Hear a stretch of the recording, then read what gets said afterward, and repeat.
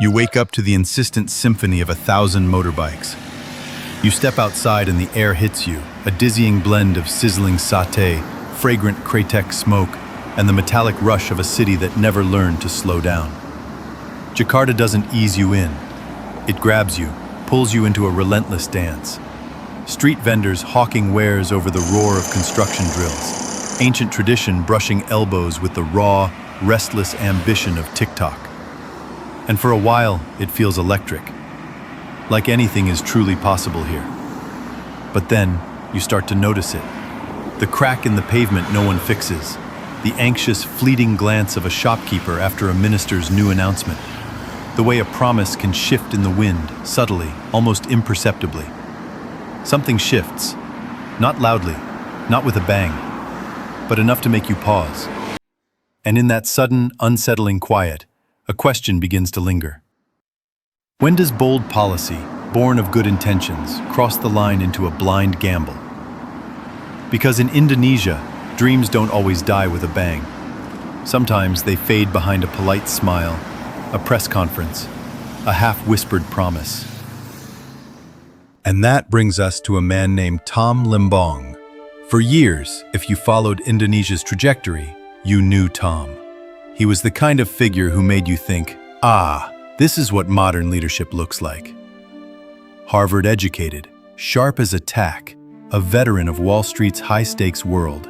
This wasn't some backroom politician. He was a technocrat, a reformer, a guy who spoke the language of global economics and open markets with effortless fluency.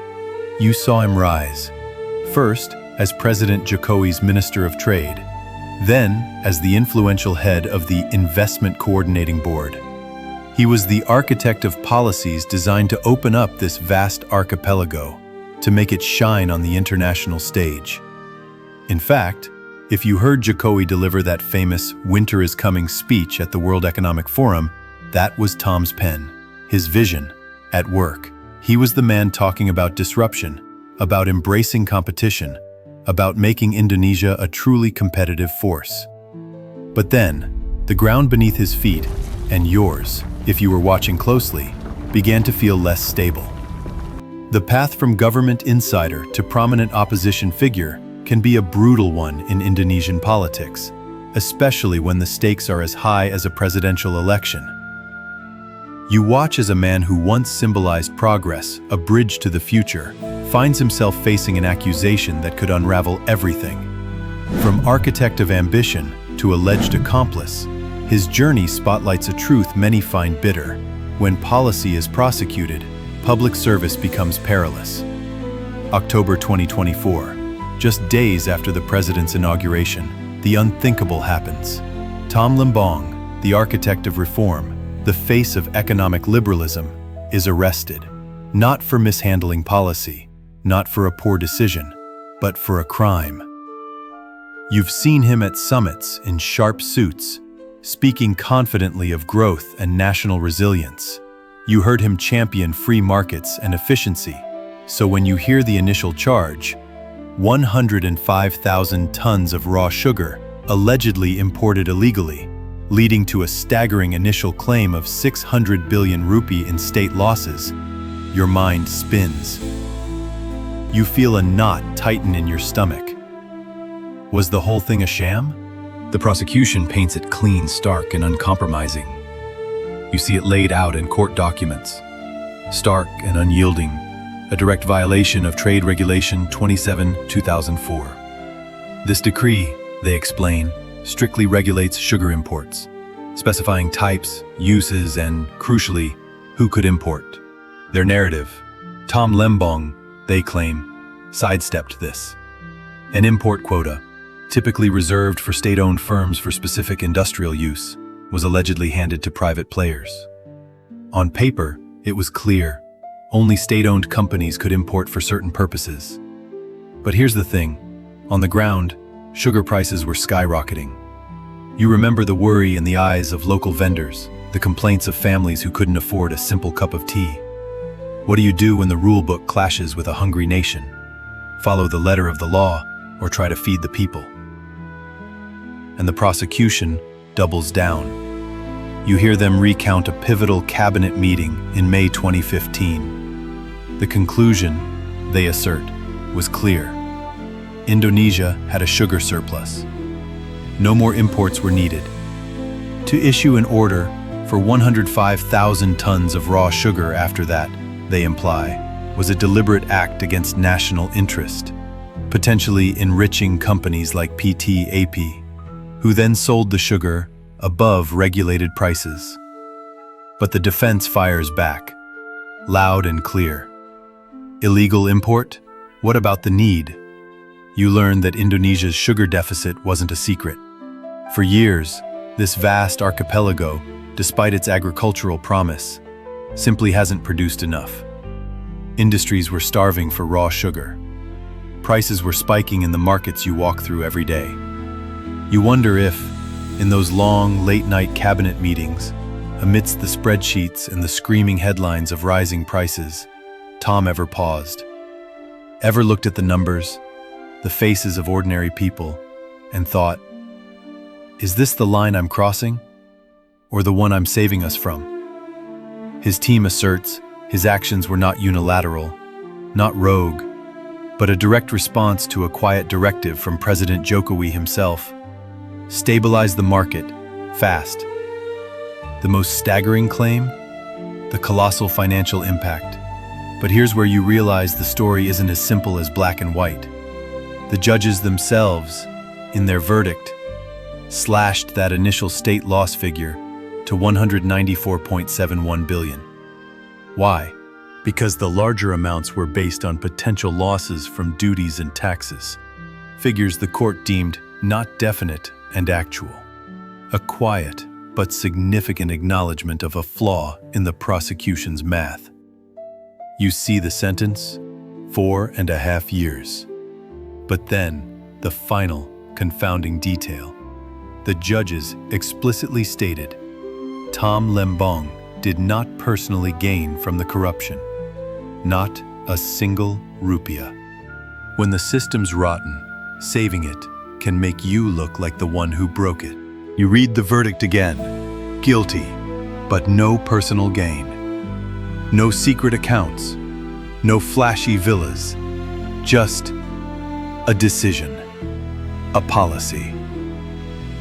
And it lands him in prison. And that's what chills you. Because if that can happen to him, then no one making tough decisions is ever safe. Imagine you are a public servant here. You wake up every day to real problems. Food shortages, economic instability, crises demanding swift action. You know that making a decision, even one rooted in genuine good faith to help the public, means stepping into a legal minefield. One that's invisible until it's too late. Every decision is like walking on glass, and every shard can be used as evidence later. You remember the quiet fear that gripped officials during the COVID-19 pandemic. Many simply refused to make critical decisions, paralyzed by the memory of past epidemics, like avian flu in 2004, where well-intentioned leaders still ended up in jail. The thought is terrifying. Take responsibility, help the people, and you bear the consequences. Or do nothing. Watch the problem escalate, but stay safe. It's a poisoned choice, a brutal paradox. And the world is watching. You've seen the international reports about Indonesia. Usually, when this nation hits the corruption headlines abroad, it's for stolen billions, luxury yachts, maybe a Louis Vuitton crocodile. But this time, it was a sugar policy, a bureaucratic decision, a man who never pocketed a single rupiah. And suddenly, the question isn't, did he steal? But, is this how reformers get punished? You imagine a young Indonesian abroad, bright, ambitious, studying economics in Boston or engineering in Berlin. They're dreaming of serving their country, of bringing their skills home. Their parents tell them, come back, Indonesia needs you. The government makes grand pronouncements, we need you. But then, they see this case. A technocrat, a former minister, tried and jailed. Not for stealing, for acting. And that dream, you can feel it dim. The fight isn't over. You follow the news. Tom Lembong has filed an appeal, but so has the Attorney General's office, still pursuing a larger state loss figure. The legal battle continues, a prolonged shadow over the pursuit of justice. If doing the right thing gets you jailed, who's left to lead? When integrity becomes a liability, the future of a nation begins to feel very, very fragile. You've heard the case, you've seen the fallout, and now you understand. This was never just about sugar. This was about something deeper. This was about what it costs, truly costs, to lead in a system that often punishes courage more than it prosecutes crime. You imagine you're a policymaker. The problem is real. Prices soaring, families struggling. You make a decision. You don't profit, you just act. But 5 years later, you're in handcuffs. And the people who watched you try, they watch you fall. This is the silent fear infecting the system. The reason civil servants pause before signing. The reason innovation stalls in meeting rooms. Not because ideas are bad, but because jail is real. You realize, when integrity is punished, the trust that holds a country together doesn't just crack, it rots. Quietly, from the inside. Indonesia tells its best and brightest, "Come home, we need you." But when they look closer, they ask, "Do you really want us or just our silence?" It lives in the tireless energy of the young, in ideas not yet planted, in courage not yet crushed. But here's the truth no one dares say aloud. If reformers fear the law, only the corrupt will dare to lead. When integrity is punished, the future is paralyzed.